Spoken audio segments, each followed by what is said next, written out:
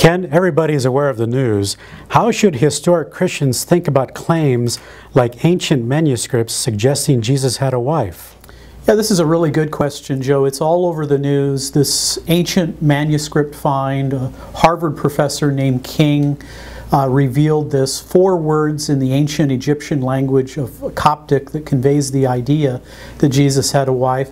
I think there's a number of things we need to say about that. Number one, even Professor King at Harvard is not suggesting that this is necessarily any kind of definitive proof that Jesus was married. But you can only imagine the conspiratorial element in all of this, that you find this ancient manuscript and it overturns your basic understanding of Christianity. I can think of the Dan Brown novels and movies that have come out about this. But the important thing to realize is no book in human history has been analyzed as much as the Bible. This is a document that probably is associated with an alternative heretical movement within the history of Christianity that emerged early on but really came to bear in the 3rd and 4th century.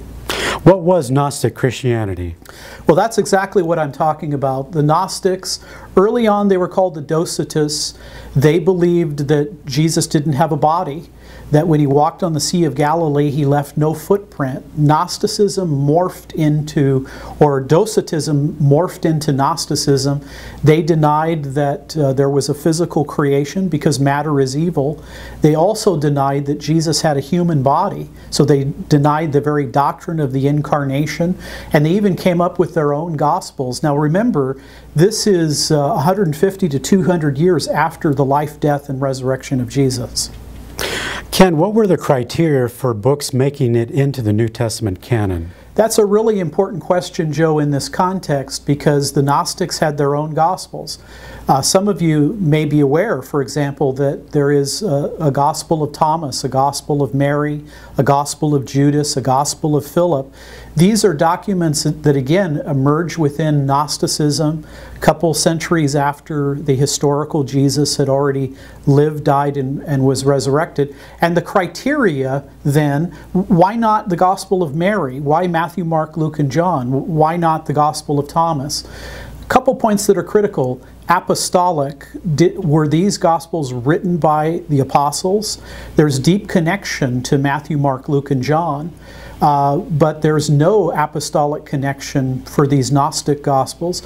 Secondly, the question, did they emerge from the apostolic era? No, 150 to 200 years later. So the apostles knew nothing about these new Gospels. Thirdly, orthodoxy. Was the doctrine that was taught in these Gnostic Gospels consistent with historic Christianity? No way. If you deny creation and the incarnation, can you be historically Christian? And then lastly, Catholicity. Did these Gospels enjoy universal church acceptance? Clearly with the Gnostic Gospels, no. It was the original 4 Gospels that enjoyed the universal acceptance of the Christian church. Ken, somebody might say, does the Bible itself say that Jesus was married or not married, and what difference does it make? Very good question.